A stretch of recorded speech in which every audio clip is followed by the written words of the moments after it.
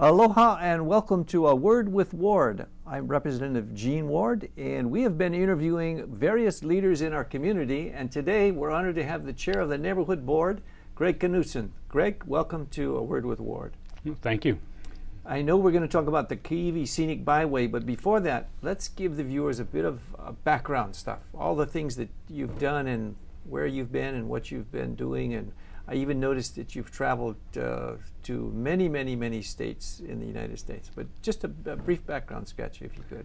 Well, I've been in Hawaii since '78 when I first came to be part of the East-West Center. We have similar backgrounds on that, but to go back a little further to establish the Asia-Pacific interest, my wife and I were in the Peace Corps. So again, another overlap, two in a row here. Wow. So that took us out into Micronesia in '74, and till '76 traveled around the world to get on the way back home, but at that time really became interested more in Asia and the Pacific. So eventually worked our way back here in '78. The bulk of my career has been with the Department of Education. I retired from there about 6 years ago, but I was the spokesperson and director of communications at the DOE. So that was my main involvement with the public schools. But in the past, I've also been part of the Governor's Office of International Relations. I was editor of Pacific Magazine. I've worked some at Bishop Museum, East-West Center. The East-West Center, of course, has been part of our whole life here because my wife has been there for more than 20 years as well. So we have a lot of common interests as far as the international and Greg, values. On the international, it says you've traveled to more than 50 countries. You must love to travel. I do. Getting ready to go off on another trip, just starting in March, back to Burma for the 4th time, and Thailand, Cambodia, Vietnam. Was that another member of your family that was there also? Or your daughter was in? My daughter had spent some time both in Cambodia and India. And my wife has actually gone back to Burma probably at least a dozen times. And what we're going for this time is a major media conference. In an emerging democracy now, it's really quite exceptional because just a couple of years ago it was one of the most heavily censored countries. And now to be hosting a media conference and talking about free press. First Amendment rights in Burma is really a change of unexpected. It's still sensitive. And you know, it should be a very interesting gathering, and it's a regional gathering, so people will be coming from all parts of Asia and the Pacific. It must be that Peace Corps background in East-West Center and you said more than 50 countries, but have you reached about 63? That's what I've noticed in my background. I've gone to 63 countries. Wow. It was just you're ahead of me. But I keep going back to the same ones now instead of adding to the list. I guess it doesn't count when you keep going back to the same one. But one of the key roles you've had is the chair of the Hawaii Kai Neighborhood Board. One of the best run, the best civil, and I would say productive boards of many of what Frank Fassi put together 20, 30 years ago. You've been the chair since 2000. Oh, it's been 6 or 7 years. 6 or 7 years? I did join the board in 2001, so I've been on the board continuously since then. And this Scenic Byway project. Yes, that's what we want to talk about. Tell us what it is. For those who don't know it, we have just been designated as the Scenic Byway from where to where, and what is it actually called? Well, the formal name is the Maunalua-Makapu'u Scenic Byway. It's designated as a state scenic byway. And the whole process, it is part of the State Department of Transportation, a project that they have going there that's sort of linked to a national program that eventually we may actually apply then for national designation as well. So we haven't gone to the Super Bowl yet. we're kind of in the championship in that we've got how many roads in the state have actually been designated as a scenic byway? Or are we the only one? No, there are now 8. There have been 4 all neighbor islands. So this is the first year, and the announcement was just in December when 4 additional, including 3 on Oahu, were named scenic byways. So of course ours is the best, That's right. I shouldn't say that because the others are really good For projects. those of you as who well. are viewing outside of Hawaii Kai, we meant that in modesty, but he meant it nonetheless. Well, and this particular byway actually wraps around to the windward side, and we do have participation and involvement from some of the windward representatives on the Waimanalo side as well. So where does it begin? So and it's where not does it only Hawaii Kai. It goes from Hawaii Kai Drive all the way along the coast, all on Kalaniano-Ole Highway, to Makai Pier, just past Makapu'u. And that's about It's five no, or it's four? 6.8 miles. 6.8 miles. Yeah, and it had a minimum requirement of being 5 miles. Oh, okay. So we just, when I first clocked out, okay, what's 5 miles, and trying to decide where to begin, where to end, I pretty much could have ended at Makapu'u Point. But of course, when you get to Makapu'u, how can you just stop right there? So the scenicness had to extend at least a bit further. And for that matter, as you continue on the windward side, it's quite beautiful as well. So what are some of the things that was needed to be done to become a scenic highway? I mean, the beauty, natural beauty is there, but it doesn't sort of automatically happen. What did you do, Greg? Well, there is a 3-step application process. And the first was just simply a nomination stage. And the nomination, you had to pretty much lay out what most of the features were, why it should qualify, maybe identify some people that would get involved in promotion of it. And that alone took about 40 pages and some rough maps. You wrote 40 pages of text? And that with photos, or that just the photos was an additional 50 photos were submitted. 2 videos. Video had to be a complete video from, just sort of turn on the camera and let it run and do the route both directions, which really turned out kind of interesting. It's kind of like a virtual drive, and any viewers who want to find it on YouTube could just look for Maunalua-Makapu'u so Scenic. they can Google Maunalua-Makapu'u Scenic Byway. Scenic Byway, and you they can would actually see the how many minutes of video is it? I only posted the one way. I actually had to submit both directions, but I did post one of them, and it's about 14 minutes. But it's interesting because the camera just captures it as you're actually driving along. The other one, much briefer, might be more interesting too because it shows the sites on either side of the road, would be the slideshow. I have the 50 pictures posted as well on YouTube and could be found in the same way. So you got 40 pages of text, you got 14 minutes of video, and then you've got slides. Have you submitted this for a master's or a Ph.D. degree? I think it was more difficult than my master's degree, the thesis, in terms of just having to keep adding more and more to it, because that was only the first stage. Okay, second stage was then? Well, there were always adjustments to even the first stage once it was submitted, and so it kept growing. But the second stage then was forming making sure that we had a sponsor that would be able to see this through. And at that point, even though this initiated with the Hawaii Kai Neighborhood Board. Exactly. As the chair of the neighborhood board, you had the hat as the chair, and the neighborhood board was going to be the applicant initially? Yeah, and we did. The nomination application was submitted by the neighborhood board and went through, but they did have a question as to whether or not that would meet their criteria. They had said a government entity, and we certainly seem like we're a government entity established by government you guys are under and city elected individuals, or they asked for a nonprofit. Well, they kind of opted to go for the nonprofit instead, which put me in a bit of a bind halfway through the process there of having to find a sponsor. Well, fortunately, we had an ideal sponsor available through the Livable Hawaii Kai Hui, and you've talked to their president, Elizabeth Riley, on this program, and a lot of the good projects that they do, including within the Hui is a group called the Kaiwi Coalition. And that is the present day form of the Save Sandy Beach people. And a couple of years ago, you were part of a gathering when the Save Sandy Beach people got together. We have a photo of that on the group under the banner of Save Sandy Beach. With David Matthew T-shirts, as I recall. I remember that. And you're over there on the left, and I'm tucked away over on the right. Though, according to some people. Though. Okay. Yeah.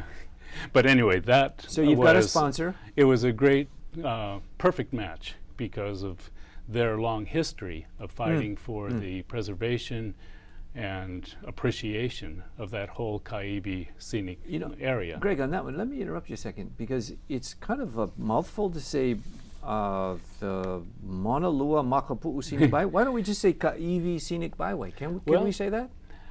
In some ways, when we first started talking about it, that was the interest, just to make sure that that Kaiwi stretch would be included. But then Maunalua Bay is so significant as well. But Maunalua Bay can actually run up to Diamond Head. Doesn't get to Kaiwi. Well, it can. Maunalua Bay technically is all along. True, but I think most people do associate it with the bay fronting Hawaii Kai and the recreational facilities that are there.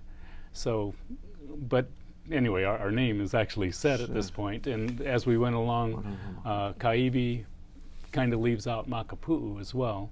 And so I just wanted to make sure that we included that whole thing.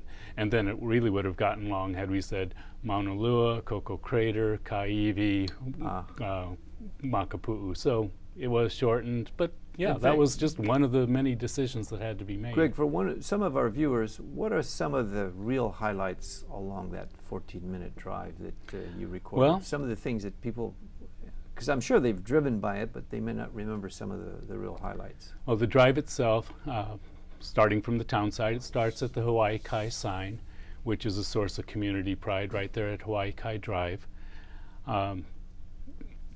The other primary view right there at the beginning is, and I'm trying to think of the best name to call it, and let's call it the Kuapa Pond Lawn. Not the Great Lawn, the Kuapa Pond Lawn. Where you're looking across toward Koko Crater, the first clear, unobstructed view of Koko Crater.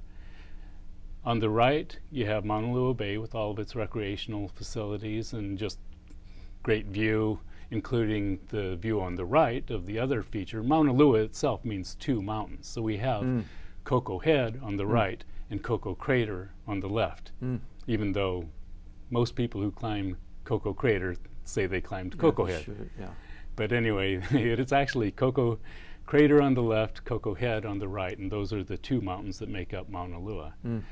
So it really establishes the place that we're beginning our scenic drive. There's a lot of historical interesting significance of the Kuapa Pond area and Hawaii Kai itself and its development by Kaiser, but then if you want to get up to the more scenic features, Hanauma Bay is possibly even the top attraction in the state. So we have that right along the route. There's, in terms of the most scenic feature, you have Koko Crater, which is just, I was comparing it with Diamond Head the other day, and Diamond Head's kind of wimpy compared to Koko Crater. Koko Crater really stands at about 1,200 feet compared to... Did the neighborhood board give you flack on that one, or...? No.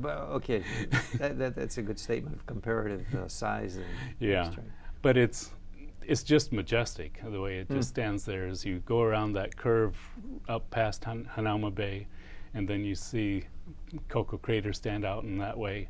And then on the right, that's probably the most breathtaking view of the whole Scenic Byway, to look along the rugged coastline. Now, Greg, you've been to 50 countries, and you said, I think in your bio, I read 40 states. Where would you compare that view to? In what part of the world, what part of the United States? That one that's just there have been some spectacular scenic areas on the mainland, and some of the places I've visited, many national parks. So this is a whole different scale. And some of the national scenic byways they'll run a couple hundred miles perhaps, where here we have just 6 miles, and it's just kind of a compacted scenic view. So it's hard to compare. I've been along the California coast, I was Oregon. thinking of the California coast, Carmel, and that sort of place, as well as when you spoke of Peace Corps earlier, along the East Timor coast. When I was the country director in Dili, we would go to Dollar Beach, which was along a really, it was majestic, but it wasn't as majestic as the Kaiwi coast. It was phenomenal. Well, what makes this worthy of recognition too is that it is so accessible. I mean, I actually thought it might be a detriment to the designation as a scenic byway, because to me a byway is kind of an off-the-road sort of not the beaten Get path. around, yeah. But it's the only path, so there was no getting around that. But it definitely is deserving. There are a number of different features that need to be included within a scenic byway, and scenic, of course, is the number one, but it also needs to have historical, cultural, recreational, archaeological, all these different, what they call intrinsic features are present in this stretch. You want to name a few of those historical, cultural? Well, historical, you can, even in Maunalua Bay, the second European ships that came to Hawaii after Captain Cook was Captain Portlock. Captain Portlock. He pulled in right there. He got provisions up around the Koapa fish pond area. And, you know, there's just, going back that far, or talking about just the other early Hawaiian developments or settlements in that area. Does that include George Santos, the pig farmer, Kalama Well, Valley? it does, because I think we both talked about how that really was sort of a starting point of the Hawaiian Renaissance. And his resistance kind of brought up a whole awareness of Hawaiian values. Especially against the bishop state, which no one would even dare go contrary to. Yeah, their but it wishes kind of were. goes beyond that, because it did, I think, ignited a consciousness of Hawaiian cultural things, because at the same time, and it definitely isn't directly related to a pig farmer protesting his eviction out of Kalama Valley, but I think it contributed to the rise of Hawaiian music, because at that time it just really got boosted. It was referred to as the Hawaiian Renaissance. And in later years, I think there's been a revival of other cultural matters, including language and all around. So yeah, I think that was a key. And you live in Kalama Valley. Yes. And so you're near that place. Do you speak Hawaiian also? You know, you speak the Micronesian. You have a Peace Corps language, not yeah. Hawaiian. So I'm not able to do that, but there are just a number of different things. If you just scratch beneath the surface, but one of our great participants in this whole process has been Maunalua.net, and if you go to that website, there are all sorts of cultural and historical notes, interviews with people. So there's oral histories that are given, a lot of visuals. It's just a fantastic job. Did the Scenic Byway group do the Maunalua.net, or that's No. another group? Anne-Marie Kirk is the one who has organized that, Real but she's community active as one of our individual. committee members, and have talked with her about the possibility of at least having a link that is constructed in more or less the same way as what she's put on Maunalua.net, that would then show all the features of the Scenic Byway. But she's been very active with that. She's working along with Kamehameha schools to identify place names, Hawaiian place names, and other historic notes. So there are spin-offs then, spin-offs that are now or have already occurred, or what's some of the things in the future? Are we going to have more places on the map saying, you know, go to the Scenic Byway? Will it become a bit more of a visitor kind of route, or what? Or it is up to our committee to come up with how we want to promote it, how much we may be able to afford to promote it, to get sponsorship, to get grants. And we're in the third stage, you said? Well, I even didn't really complete the second stage where we did establish the sponsorship, but then we did go into the third stage. Well, the sponsorship needed to be established with respect to the designation stage, but now in the third stage we're developing a corridor management plan. And by the way, I had mentioned the 40 pages, but by the time we got through the second stage it was up to 110 pages. You're kidding. So, and now all the examples they show us of the corridor management This is a very plan. hard-working. Is it single space or double space or triple space? It's pretty much single space. Okay. But anyway, it's been a very interesting exercise. So people know that this just wasn't because of our natural beauty. This is a human effort that is taken in the process. Yeah, but I'm learning a lot about it, and I would hope then others who look into it would then learn more about the routes. So of course, the scenic value is a given. I had an it's so obvious. Greg, I had an entrepreneurial thought when you passed that. You'd be the ideal tour operator to have your tour company get on. You'd know more about Kaiwi than anybody, but I know that's not we would hope those who are operating tours would read your report. Then, yeah, they can incorporate that into what they're now saying as they go along the coast. And more there are The Waikiki trolleys are venturing out into our area quite a bit. Mm-hmm. So this wasn't really to attract more visitors. In fact, there was some hesitation about whether or not we wanted to attract more. But the fact is, they are already discovering it, so it gives it some kind of long-deserved recognition. Will it give people an opportunity to see opportunities for developing it, or for maybe discouraging some development? I think an undercurrent of our whole effort is to prevent development. We want to keep that entire area open and completely undeveloped. It passes through a little area that is zoned residential. There's like Coco Marina with some business zoning, but the rest of it is in preservation or conservation land, and we want to keep that undeveloped. And so that's where one area where the Hawaii Kai Neighborhood Board, the Livable Hawaii Kai Hui, the Kaiwi Coalition have all really fought hard to protect that area. And of course, and your I office. Say how this resonates really well with the Hawaii Kai community, who wanted to preserve and keep as pristine as possible. Whether it's designated a wilderness is maybe not particularly an issue, but the fact that it'll remain as much as it is now, rather than people remember cabins on Ka'ivi, they remember the Great Lawn, which is of another name. But it's where that 6 point, how many miles did you say? 6.8. That scenic byway should be there forever and ever, past your generation and children's children, etc.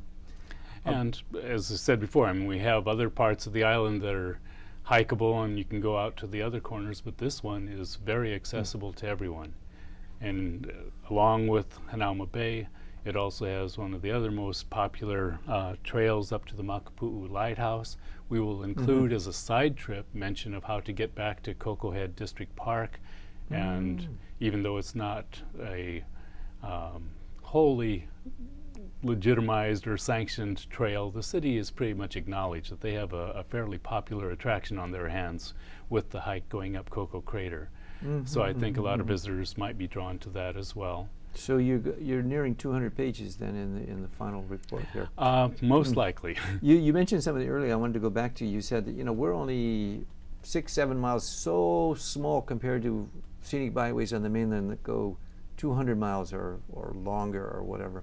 Will that, and I mentioned the Super Bowl, when we kind of put ourselves up for a national one, will that help or maybe hinder because it's so short? Does it have to be longer, or what do the feds say are probabilities, or what's your sense of the probabilities? Well, for one, the national program is kind of in hiatus right now. They haven't really accepted applications or nominations since 2008. If they reopen it, I actually believe we'd have a very good chance because it is just everything you'd want there in one compact stretch. And admittedly, I mean, you could make the whole circle around the island as being a scenic byway, and kind of hard to argue against that. But I mean, that one particular concentrated stretch, if you just looked at that alone, I mean, it has so many different values to it.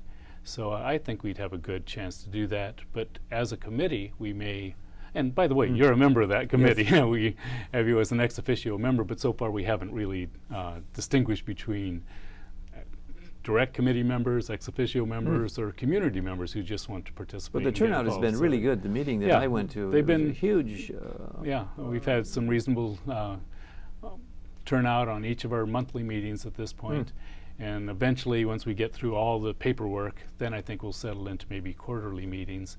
But we'll serve as an advocacy group to really promote this. If we have to gear up again for the national application, then whatever it takes, maybe more frequent and everyone's sharing some of the workload. One of the great things, as you were speaking, I'm reminded of is the sense of community that these kind of things create, or the sense of community that's being developed in Hawaii Kai, and the pride of being a resident there, of having a boat parade, a Christmas parade, a neighborhood board that has been exemplary. Now with the Scenic Byway and the things that may come out of this, what advice for engaging the community would you say? Take the drive or go to the Maunalua-Bay.net? Any action call that we should put out to the members of either our community in Hawaii Kai or to the others to come and visit what otherwise is the first one on Oahu, or is it one of the three No, that there are got it. three that were There are three. designated Where in are the- December. Where are the other Two ones? others around Waikiki. Waikiki itself has Oh, they don't want to go what to Waikiki. basically serves more as a walking tour, but Ah. it has some interesting features. And then another one they call the lay around Liahe, around Diamond Head. And of course that's already been recognized as having national historic value. So it's they've developed it and are rounding out all the different features and information as we are on that loop around Diamond Head. In fact, Greg, any place in the world you say either Waikiki, maybe less so Diamond Head, but now that we're up with the big two, if you will, we're part of the big three, probably Hawaii Kai and the Scenic Byway is going to put us on the map a bit more in terms of visitors and popularity. Well, it can. We actually are a little hesitant to promote it too much, and that's where even on the national side, it's already included in just about every guidebook. What do they call it? What have they been referring it to? Oh, not too many really have picked up Kaiwi so much. I mean, we I'd love to name it do. that, by the way. Yeah. I think people are going to stumble over the Maunalua/Makapu'u Scenic Byway. But then again, they may just call it the Hawaii Kai Scenic Byway or something. Well, it is sponsored by the Kaiwi Coalition, so we're trying to there you get go. everything folded in there, make sure that everyone has something Things to are anchor sometimes better known by their nickname. We have almost run out of time, but I want to give you the last, what closing statement you want to make about the highway yourself, or about what the process was like and what the people should know about the Scenic Byway. Well, the byway is definitely worthy of a drive. You had mentioned again, but let me correct, it's maunalua.net. There's no bay in there. Okay. Maunalua.net. Maunalua.net. And that would give a lot of good information, as well as those YouTube postings for the Maunalua-Makapu'u Scenic Byway. And anytime they can contact me through the neighborhood board, or any way they can find me, and I'm easily found in the phone book or wherever, just any kind of computer search. If they want to be involved, they can join us at any of our Do you need monthly anything meetings. from them? Are there any pieces of information you think may be out in the community that you could put a call out for? Well, currently when I put a mailing out, it goes to about 70 different people. And we also have sort of a subsidiary list of other contacts. Now, there are definitely people that I'm not aware of who can contribute to this, but I don't have anything specific. But if someone does have particular interest or knowledge on that area, they're welcome to join us. Greg, this has been very, very helpful and insightful, but we've come to the end of our road. We only have 30 minutes and we've actually gone over time. This is Representative Gene Ward with Greg Knudsen saying, drive the Scenic Byway from Hawaii Kai Drive to Makapu'u. You'll be glad you did. Thanks for joining us. Aloha.